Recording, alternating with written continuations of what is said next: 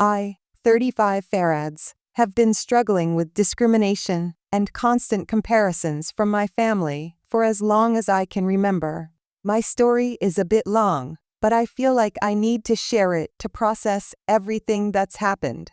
I was born into what seemed like a typical middle-class American family. My parents are both academics, and I have an older sister, 37 farads, who was always the golden child. From an early age, it was clear that my sister was destined for greatness. She excelled in her studies, had the looks of a model, and seemed to effortlessly charm everyone she met. I, on the other hand, was average in my studies, a bit overweight, and struggled with social interactions. My parents had high expectations for both of us, but it quickly became apparent that I wasn't living up to their standards. While they showered my sister with praise and attention, I was constantly criticized and compared to her. "Why can't you be more like your sister?" became a common refrain in our household. I did have one area where I excelled: art. From a young age, I showed a natural talent for drawing and painting. But instead of encouragement, my parents saw it as a distraction from real academic pursuits. They would say things like, "Art won't pay the bills," or "You need to focus on subjects that will get you into a good college." As I got older, the comparisons and criticism only intensified. Family gatherings became a source of dread for me.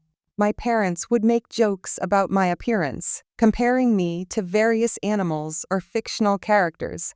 They seemed to think it was all in good fun, but each comment chipped away at my self-esteem. I remember one particularly painful Thanksgiving when I was about 15. I had just won a local art competition and was excited to share the news with my extended family. But before I could even bring it up, my mother interrupted me to announce that my sister had been accepted into an Ivy League university. The rest of the dinner was spent discussing my sister's accomplishments while I sat there, my own achievement completely forgotten. My sister, for her part, never actively participated in putting me down, but she also never stood up for me. I could see the discomfort in her eyes when we walked to school together, as if she was embarrassed to be seen with me. This silent rejection hurt almost as much as my parents' open criticism. The constant barrage of negative comments and comparisons took its toll. I developed a deep-seated inferiority complex.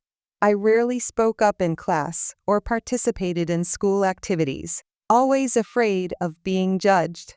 My grades suffered, which only gave my parents more ammunition for their criticism. One day, when I was 17, a school counselor noticed me sitting alone in an empty classroom during lunch, sketching in my notebook. She approached me and asked why I wasn't in the cafeteria with the other students. I don't know what it was about her kind demeanor, but something in me broke. I burst into tears and told her everything about the constant comparisons, the jokes at my expense, the feeling that I would never be good enough. The counselor was horrified. She immediately called my parents in for a meeting and strongly suggested that they get me into therapy. To avoid being labeled as negligent parents, they agreed. The next few years were a turning point for me. With the help of my therapist, I slowly began to rebuild my self-worth. I learned to recognize my own strengths and to stop measuring my worth against my sister's accomplishments. I even started to do better in school, not because I was trying to please my parents, but because I was doing it for myself. However, my improved mental state didn't change the way my family treated me. If anything, my newfound confidence seemed to irritate them. They would make snide remarks about me becoming too sensitive or not being able to take a joke. When I expressed my disapproval of their comments, they told me to get a sense of humor. It was around this time that I made a decision. As soon as I turned 25, I would move out and start a life of my own. I had always been told that I needed to stay at home to save money, but I realized that the cost to my mental health was far greater than any financial benefit. My 25th birthday finally arrived, but even that day wasn't free from my family's toxic behavior. The celebration turned into yet another showcase of my sister's accomplishments. Your sister just got a promotion at her prestigious firm. Your sister is being considered for a partnership.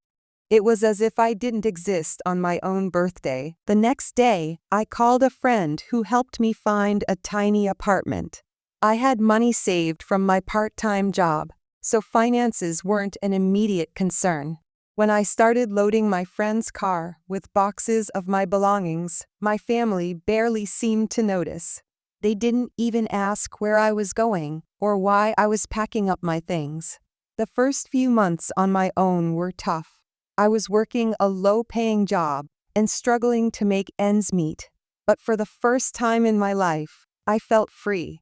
I could decorate my apartment how I wanted, eat what I wanted, and most importantly, I didn't have to hear constant criticism every day. During this time, I rediscovered my passion for art.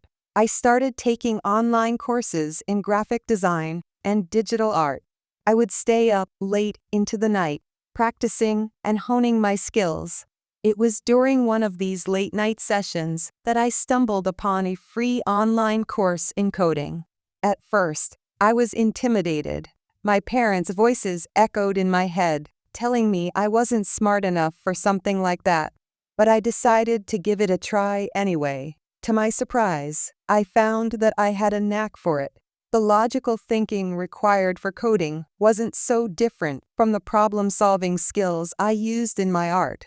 I threw myself into learning everything I could about software engineering. I took every free online course I could find, practiced coding for hours each day, and even started attending local tech meetups. It wasn't easy. There were many nights when I felt like giving up, wondering if my parents were right about me after all. But each small victory, each problem solved, gave me the motivation to keep going.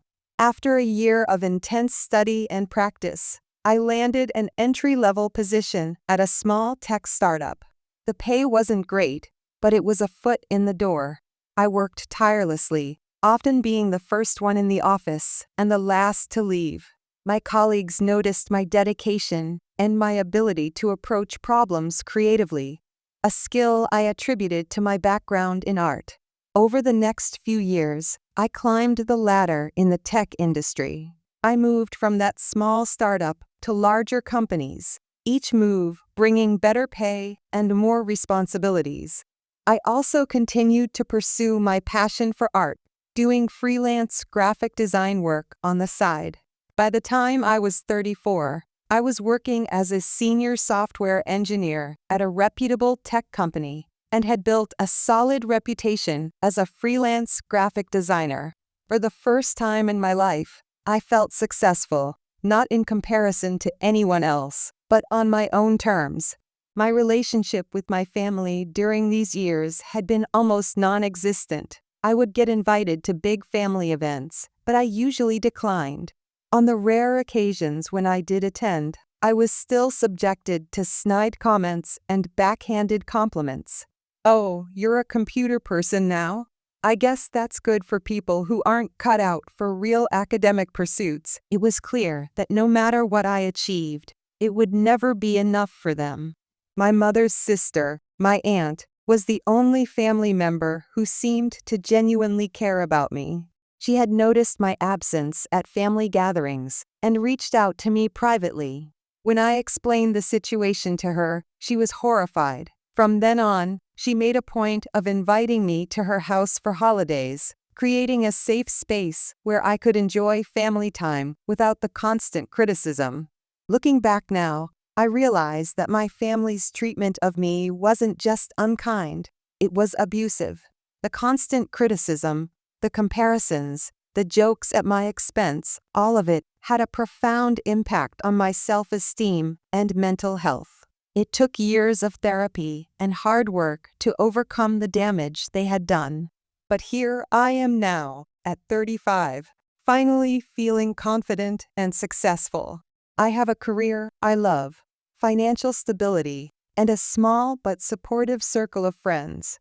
I've even started dating someone who appreciates me for who I am, not who they think I should be. I thought I had finally escaped the toxic influence of my family, but recent events have shown me that the past isn't as far behind me as I thought. In my next update, I'll share what happened when my family found out about my engagement and how their reaction has forced me to confront some difficult truths about our relationship.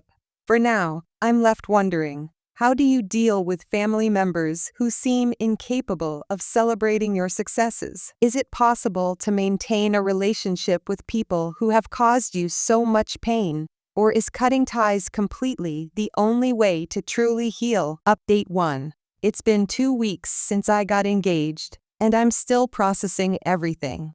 I never expected my engagement to reignite all the family drama I thought I'd left behind. I met my fiancé, 32M, at work about a year ago. Our company needed someone to redesign their logo, and I volunteered. I was asked to work with a guy I'd never met before. Let's call him Rob. We worked on that project for almost 3 months and became great friends. We started hanging out after work, and I realized it was something more. What I didn't know was that Rob was actually the CEO and founder of the company. He had been working incognito on various projects to stay connected with day-to-day operations. When I found out, I was shocked, but it didn't change how I felt about him. After a year of dating, he proposed during a trip to Paris. I was over the moon and immediately said yes. The next day, I emailed my family about the engagement and made a Facebook post to inform everyone else. To my surprise, I got a call from my mother the same day, the first time in almost 7 years. She sounded excited and invited me for a private family dinner the following weekend. I was hesitant, but agreed. The dinner was at a fancy restaurant. My parents and sister were trying to act nicely towards me, but I kept my guard up. They asked about the wedding, and I told them I hadn't made any plans yet. That's when they broke character. They began begging me to include them in my wedding. I clearly told them it would be my call, and that they had no right to make demands after being absent for 7 years. To my shock, they expected me to pay the entire bill because I was now getting married to this rich guy. I paid and left without saying goodbye. I talked to Rob, who assured me the wedding would be as I liked.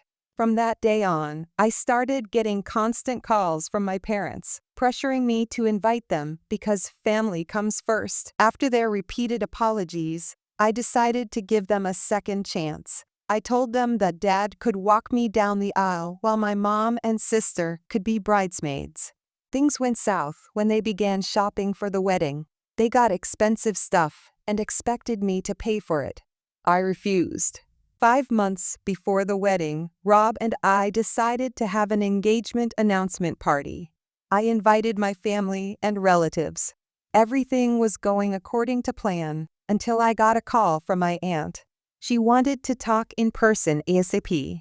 When we met, my aunt revealed something shocking. My family was planning something against me at the engagement party. Their financial situation had deteriorated, and they were in extreme need of money. Once they realized I was engaged to a wealthy man, they tried to patch things up, hoping I'd become their ATM. When that failed, they planned something sinister. They had gotten a cheap knockoff necklace, which they planned to show me at the party, claiming it was an original for my sister.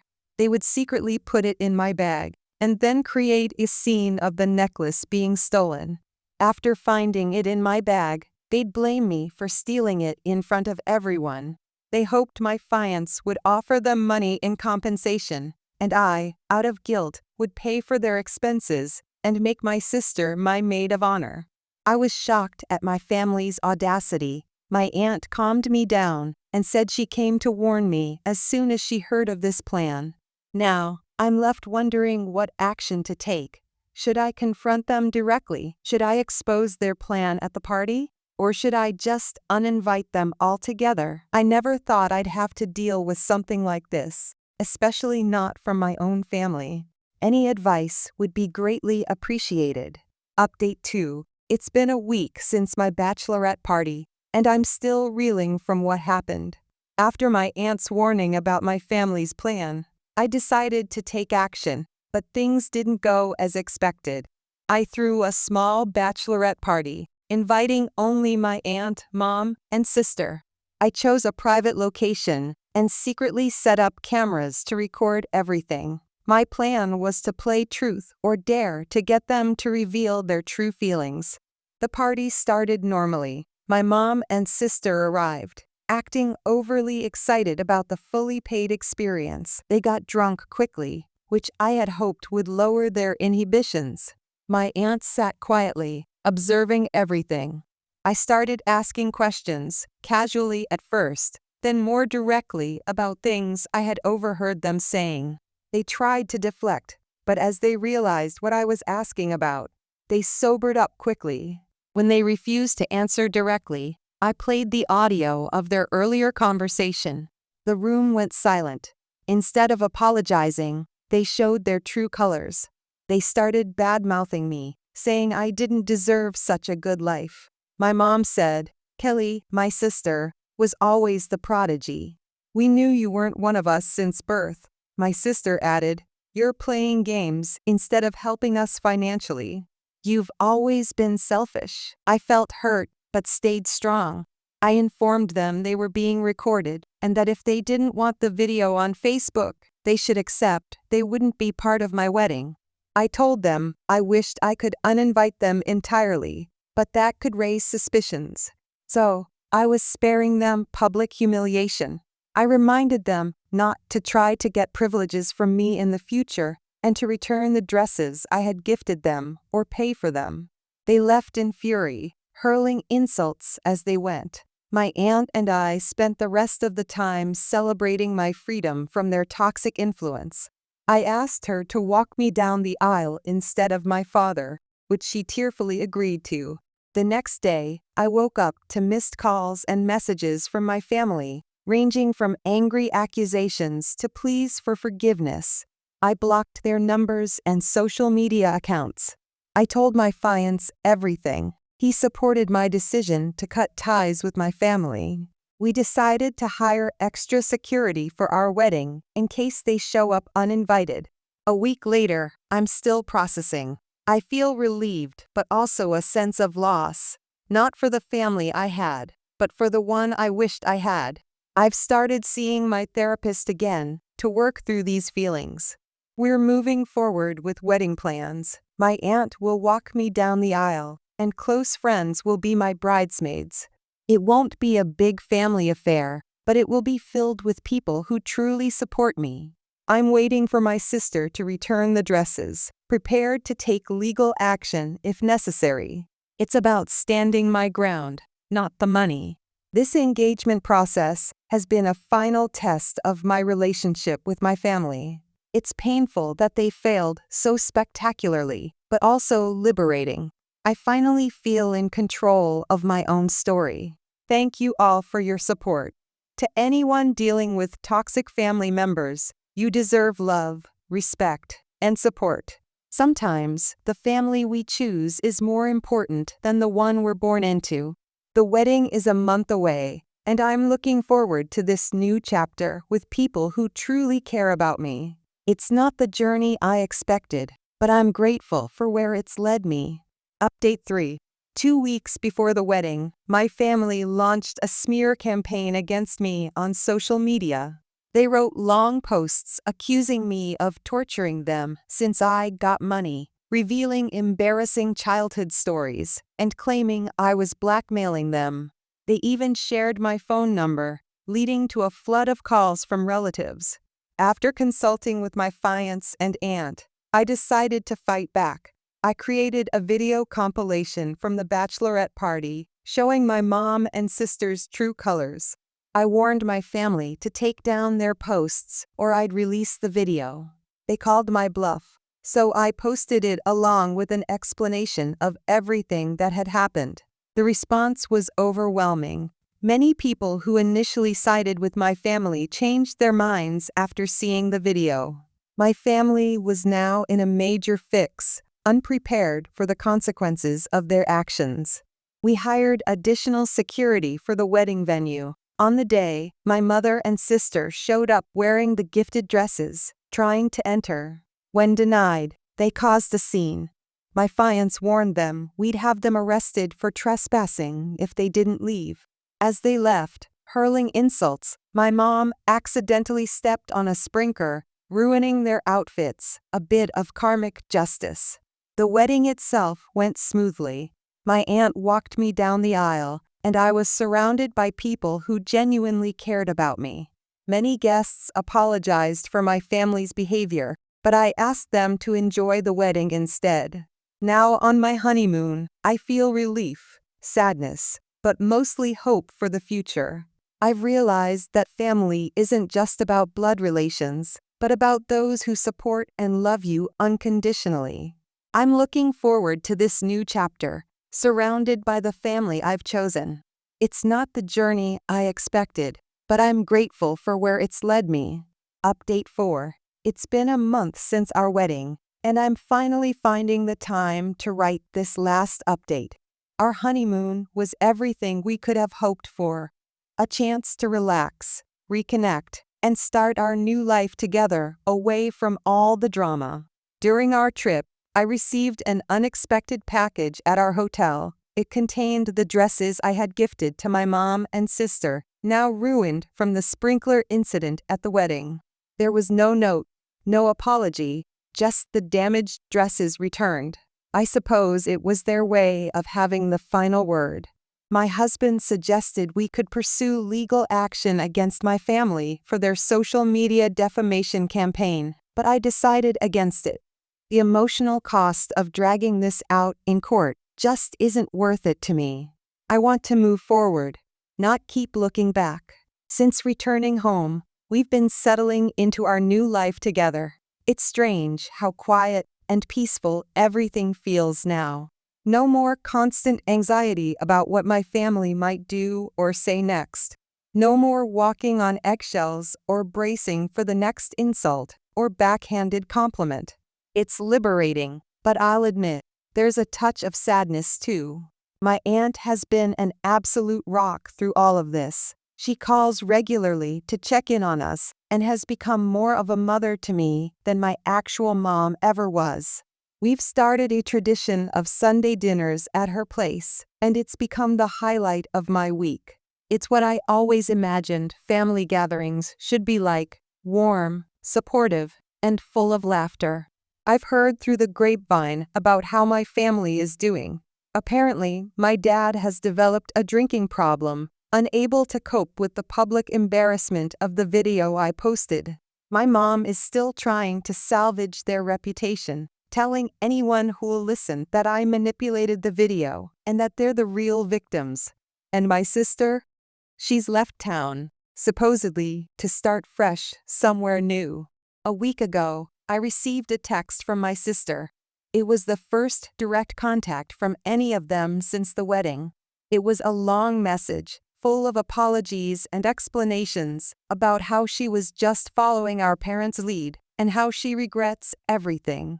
Part of me wanted to believe her, to think that maybe there was a chance to salvage at least one relationship from my old family. But then I remembered all the years of silent complicity, all the times she stood by and watched as our parents tore me down. I haven't replied, and I'm not sure I will.